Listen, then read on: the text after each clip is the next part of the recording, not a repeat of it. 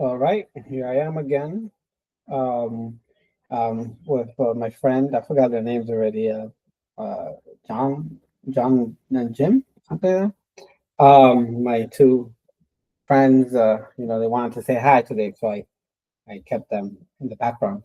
Um, but yeah, today I mentioned in the previous module, I mentioned in the previous module that this is Strongman fallacy is one of my favorite ones to discuss. And I also mentioned that this one that we're going to be teaching and learning today is also one of the ones that I really want to talk about. And this one for sure happens all the time. And I hope you would also do homework and see how many people do this. Um, so we're going to definitely talk about a very common fallacy, which is this for the ad hominem fallacy. Another one that sounds like a Harry Potter spell, right? Ad hominem, So by the end of this video, you should be able to know how to see these particular fallacies and how to really avoid them at all costs, and also how you shouldn't use this particular fallacy as well, because this fallacy is very driven by emotions. And you're going to see why it's driven by emotion. But let's go right into the definition of what this is. So the ad hominem, and I abbreviate it as AHF, and this particular fallacy is this. Ad hominem is Latin for argument against the person. So instead of addressing the argument itself, the speaker attacks the person's character. So the speaker attacks the person making the argument. If I make an argument and the person is using this fallacy, they are attacking me. So they would say something like, "Oh, your beard looks funny, and therefore, because your beard looks funny, what you're saying is it's false." So it's actually something similar to that. So as the reading, actually, if you were to read the material that I posted on D2L, the reading describes the abusive form of ad hominem as occurring when name calling, insults, or slanders are substituted for evidence or solid premises. So once again, if someone's making fun of my beard, that's an insult or is name calling just so they can look good, and they think that they have an argument because they're name calling and they're attacking the person's character. So in general, this particular fallacy, the ad hominem fallacy, think of it as a spell. If you want a Harry Potter spell, you want to remember what this is, especially when you take the quiz. An ad hominem argument tries to discredit a claim by attacking the character, identity, or traits of the person making it. So if it's driven by emotion because it's instead of listening to the person's argument, right? The person is just saying you are wrong. You are a particular crazy individual who is a lunatic, and because you're a lunatic, I shouldn't be listening to you. So this is what this fallacy is based upon. So let's move on to well, let's not move there yet. There's something that I do want to say. So sorry, I'm like coughing a little bit. So whether a claim, so here's the logical mistake, right? So whether a claim is true or false, it doesn't depend on whether the person making it is likable, moral, intelligent, or respectable. Right? Just because you don't like the person doesn't mean the argument is false. Good people and bad people make good and bad arguments. So even if a bad person can, so a bad person can make a good argument, and a good person can make a bad argument. Right? Both people can make good and bad arguments. So please, let's try not to attack a person's character when you're dialoguing with them, because if you do, you're falling into this particular fallacy. And here are some examples that we are going to be discussing, as always, using a political example. So, candidate Grainstain is a bleeding heart. He's unpatriotic liberal. So, candidate Grainstain is a bleeding heart, unpatriotic liberal. Right? Therefore, we cannot trust him as our leader. Right? So that's the argument, right? I mean, that's the reason which they're trying to go to the conclusion, which is the argument, right? Look at the premise and conclusion indicator.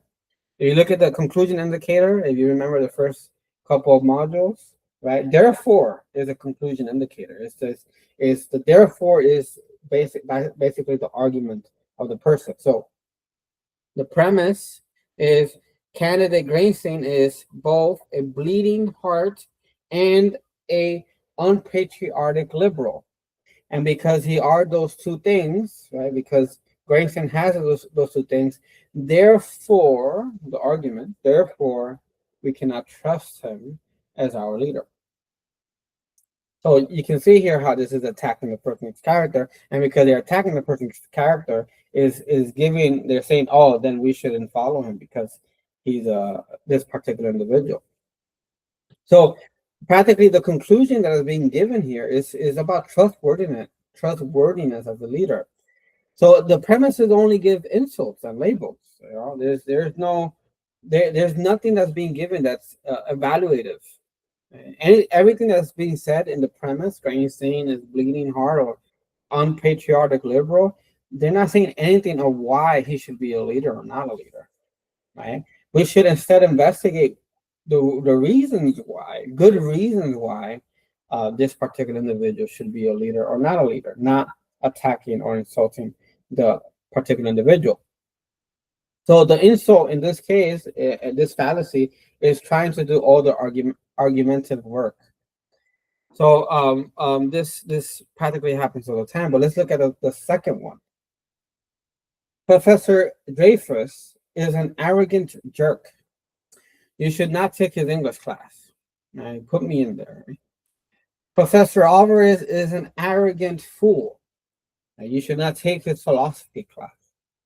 Right? So, I mean, teaching quality here is not addressed. My teaching quality or Professor Dreyfus' quality is not addressed. What's addressed is him being a jerk or me being foolish. So nothing is being said about the curriculum, the grading, or the learning outcomes. Instead they go straight to the attacking mode instead of saying anything substantial or evaluative about the course and what he teaches.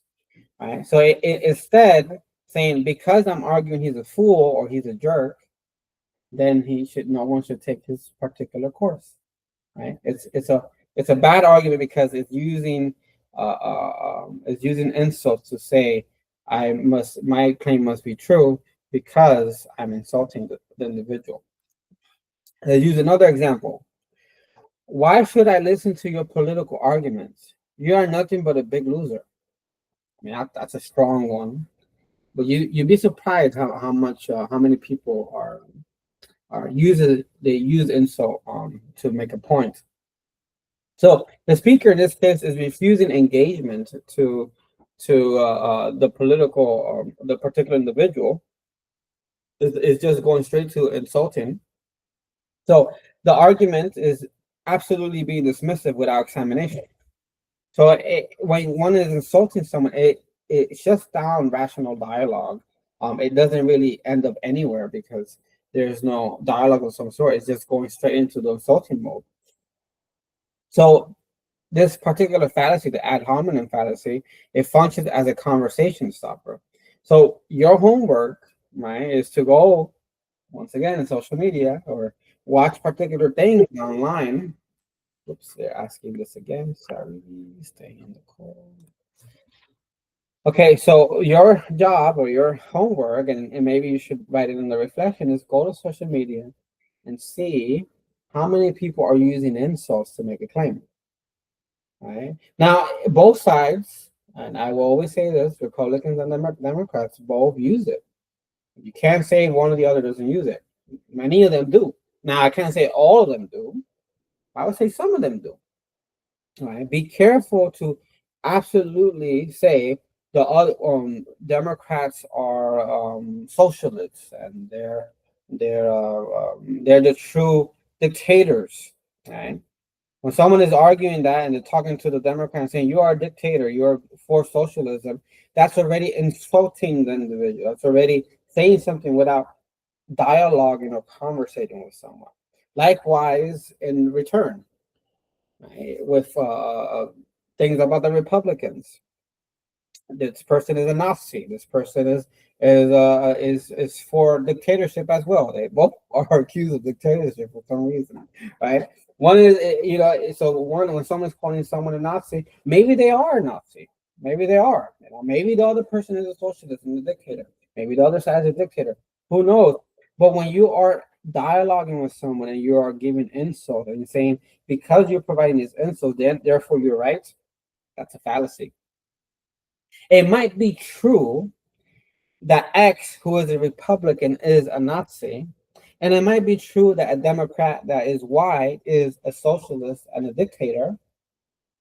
Right? I mean, if you're a socialist, that's fine, but let's use dictator for this purpose. Republican X, right, may be a dictator, and also Democrat Y can also be a dictator.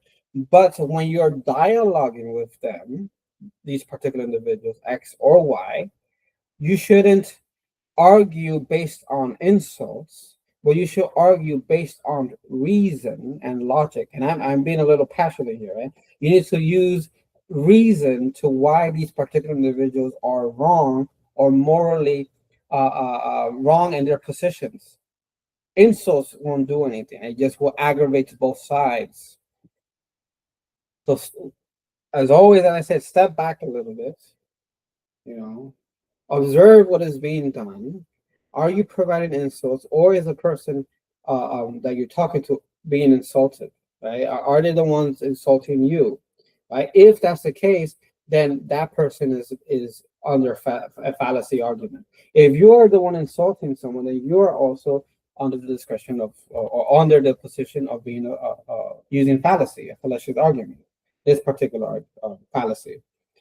So once again, be humble in your approach and do not insult the individual, but clarify, observe what the person is saying, and show them that perhaps their position that they're saying sounds like Nazism, or it leads or it can lead to Nazism rather than claiming that the person is that. You have to reason, you have to argue, use logic rather than emotions to make a claim. So once again, avoid insulting people. Go online on social media or outside and see how many people are using this particular fallacy, insulting people and assuming that they're correct because they're insulting individuals. So be careful with that. And maybe let's use one more example to kind of bring it to an end. So how can here's an example. How can we trust a cultural Marxist to teach our children about American history? Once again, how can we trust a cultural Marxist to teach our children about American history? Well, let's look at this for a second. This Marxist could be the best teacher out there, right? This individual being a cultural Marxist has nothing to do of their capacity to teach American history. They might do a great job teaching American history. They might do a terrible job teaching American history. Them being a particular thing doesn't neglect, it doesn't reject their capacity to teach a particular subject. So again, insults does not prove a thing. Insults does not show that you are right. Right? Just step back and observe and see, is the person holding the particular thing. But avoid the straw man argument and the previous. I mean, the straw man argument with this together is chaos, right? You taking someone in the straw man argument that we mentioned in module 11, taking someone's argument and diminishing it and saying you're arguing this, and then adding this fallacy, the ad hominem fallacy, saying insults, it's chaos. And both of these are always in alliance in social media. You will see both of them. People are being misrepresented, right? Or both sides, Democrats and Republicans, or religious folks They're being represented, and then on top of that, they're being insulted. This world is in chaos. This is 26. This is 2026. Right? The world right now is in chaos, and people need to now learn again how to dialogue, have conversations, bring back the whole cafe culture. When we go to cafes and start talking with each other, we need to bring that back. Right? The world in chaos. We need more dialogue. We need more of us to have conversations and understand each other. Okay, so these are the previous module, module 11, in regards to the strawman argument. And this particular fallacy argument, the ad hominem fallacy, are two of the things that I think really happen more than the other fallacies. And I argue the two of the most dangerous ones that happen a lot in the country, and obviously other countries too. Well, as always, this is the end to this recording. If you have any questions about this fallacy, the ad hominem fallacy, feel free to send me an email. And yeah, we'll take care and goodbye.